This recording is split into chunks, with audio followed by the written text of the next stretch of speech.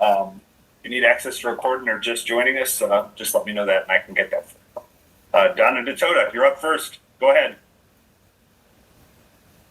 Yeah, hey Adrian, I wondered if you had any update about Peter Carey, and secondly, if there is an issue with Peter not being able to go, have you thought about, letting Will play this year? A good question, Tom. Two good questions. First question is I don't know where Peter is at. I'll see him in about an hour or so. Try to get where he's at. Secondly, I actually was thinking about what the risk reward is as far as thinking of something like that with Will. But we're gonna stick to the plan and move forward.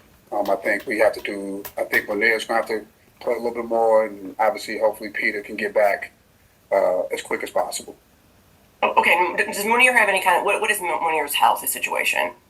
Munir's fine. I mean, he has some issues. Running and moving, mobility issues.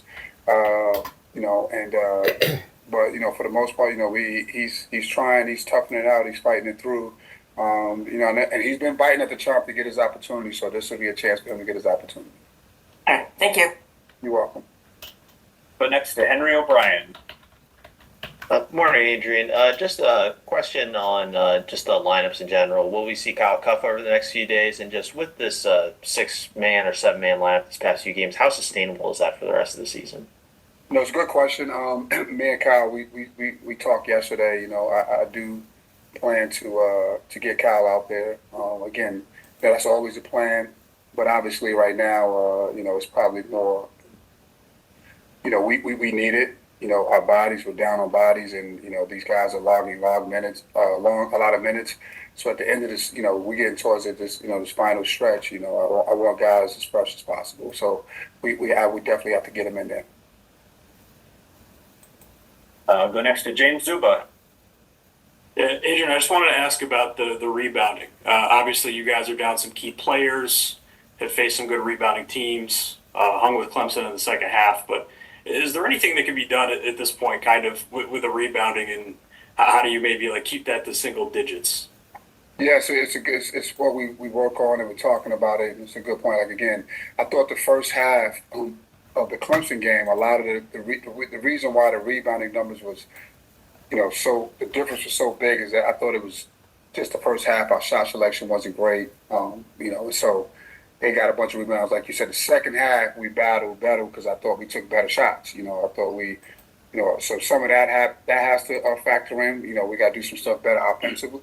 And then secondly, it really comes down to all 5 guys just battling. We got to get our guards in that rebound. I thought the second half, JJ got back down there and got a couple of rebounds. He started rebounding. But it's going to come down to all 5 guys rebounding. Yeah, and with that, I mean, are there other areas of the game that you can maybe do better to kind of outweigh getting out rebounded? In other words, you guys won the turnover battle against Clemson. Right. Those are in making and missing shots. Obviously, right. I just think our defense has to be, we got to try to create some turnovers, make it tough. But ultimately, we did a good job. I think as far as that, I think it was just a second chance, man. They get a shot up and we don't, again, it goes back to rebounding. So I think that the thing we got to keep doing is 5 guys rebounding and making other teams take tough shots and try to limit people from penetrating into the paint. I think that'll help as well. Thanks, Adrian. Mm-hmm. Mike Waters, go ahead.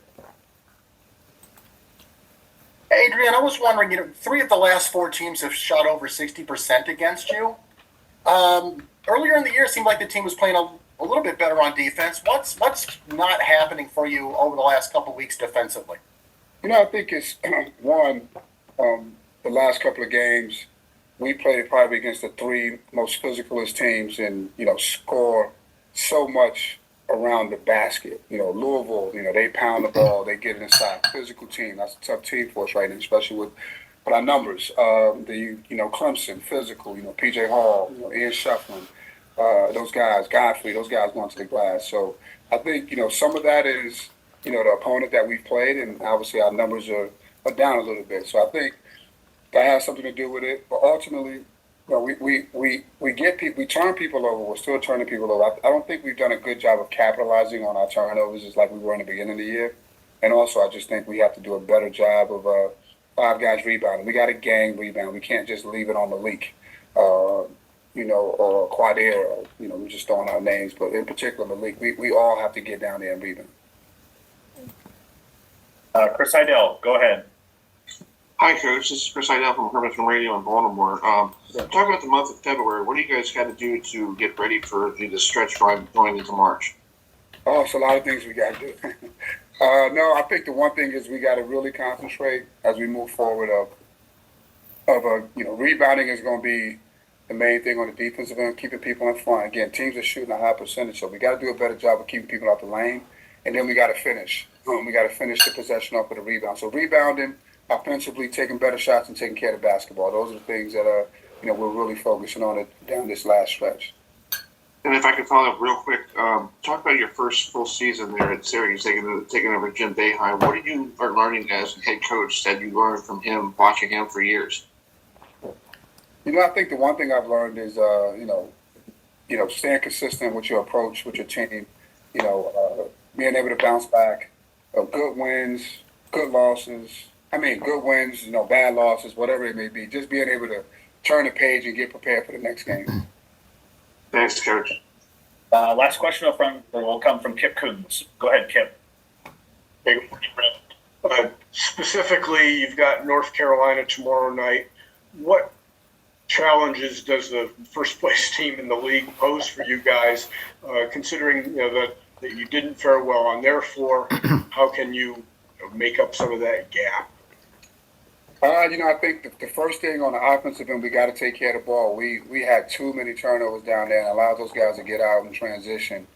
And then secondly, which is the obvious, we got to battle Baker. We got to battle Ingram on the glass.